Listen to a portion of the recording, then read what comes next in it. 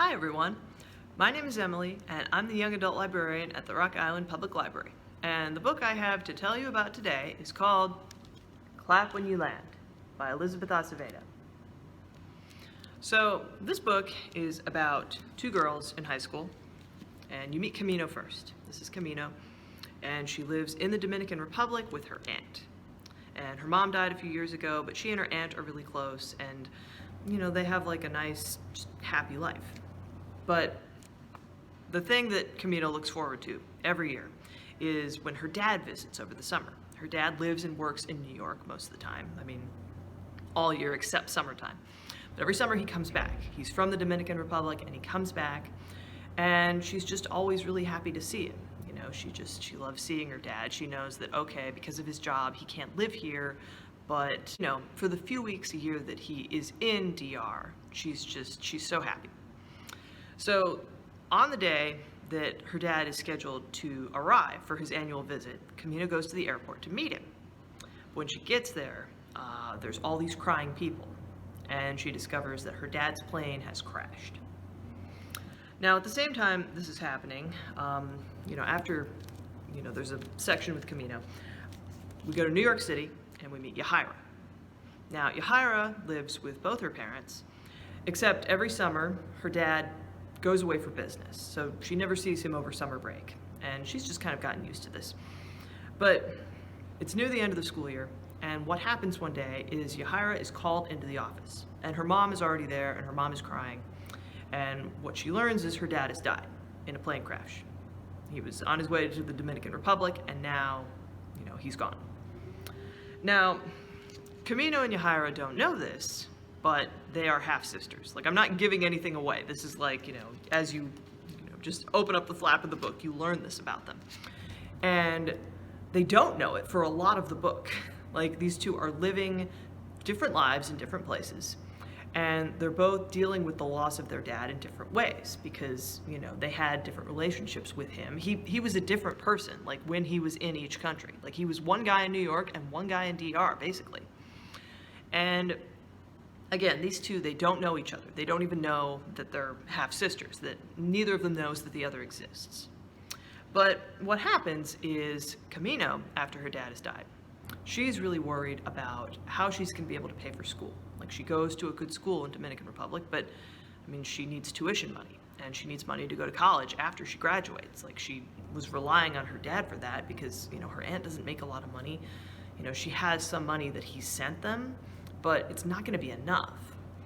And at the same time, there's this creepy guy named El Cerro who won't leave her alone. What he implies is that, oh, your dad paid me to kind of look out for you, which, no, Camino understands that, oh, okay, dad paid this guy to leave me alone, and now that dad's gone, he's not going to leave me alone. And at the same time, her best friend is pregnant, and Camino wants to help, but her best friend, their family, that family is undocumented in Dominican Republic, and so they don't feel like she can go to a hospital. It's no, that's not safe. She's gonna have to have the baby at home. So Camino is dealing with a lot. She's really worried just about money and her own safety and the health of her friend. Meanwhile, in New York City, Yahira is dealing with some stuff too, grieving for her dad, obviously. But before her dad died, they weren't on very good terms because what Yahira discovered a year before was the marriage certificate to Camino's mom. She still doesn't know about Camino at this point. Yahira just knows that, in addition to being married to my mom, dad was married to another woman.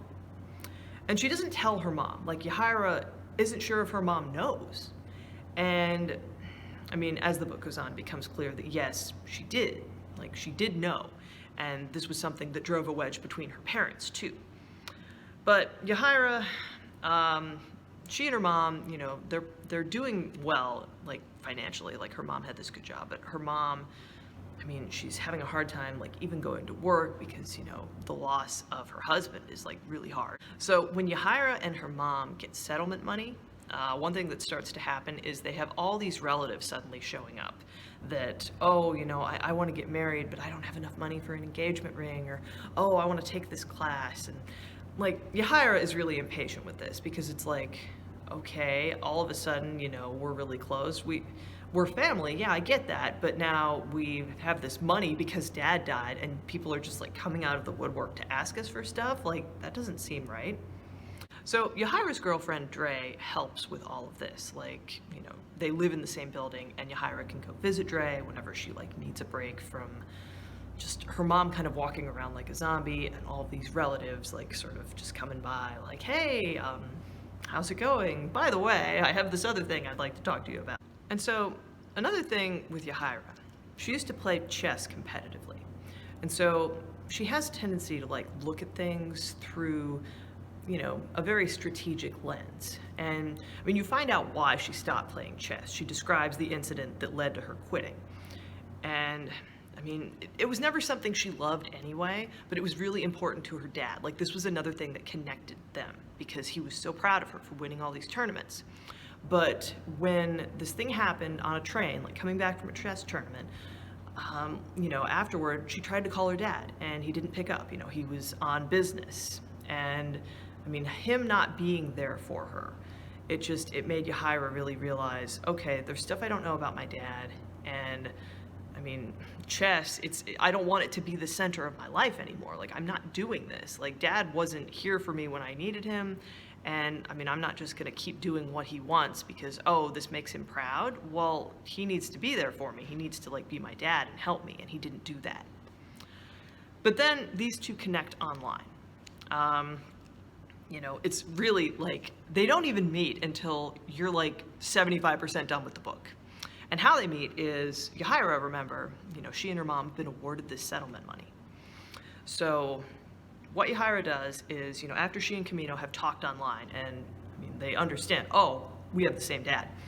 Yahira decides, okay, like she sends Camino some money because Camino says, look, I'm in kind of a desperate situation. And so basically Yahira, she agrees to send Camino this money, but also she wants to go. Like, she wants to go to Dominican Republic and meet her half-sister. And she's got the money. She buys a plane ticket, like, without telling her mom, and she just goes. Like, she tells Dre, her girlfriend, and Dre's like, okay, your mom's gonna ask me, and I'm not gonna be able to lie, so, like, you're gonna have a head start, but obviously, like, your mom, she's not gonna be okay with this. Like, this was a part of her life that she doesn't want to talk about clearly, and I mean, at this point, Yahira's thinking, oh, okay, maybe mom knows about my half-sister too, but she just never told me. So she goes and the two meet, and the book at that point, like from the beginning until they meet, it's always skipping back and forth. So by the time these two meet, the question becomes, can we be a family? Like, can we help each other and learn to be sisters in spite of the fact that for most of our lives, like all of our lives up until this tragedy of losing dad, like we never even knew that the other person existed. So it's one of the best books I read this year. It's just this fantastic story of family and, people kind of learning to like love each other and protect each other and, kind of overcome old hurt. Like, because the dad, keeping all these secrets, it really hurt, the different women in his family.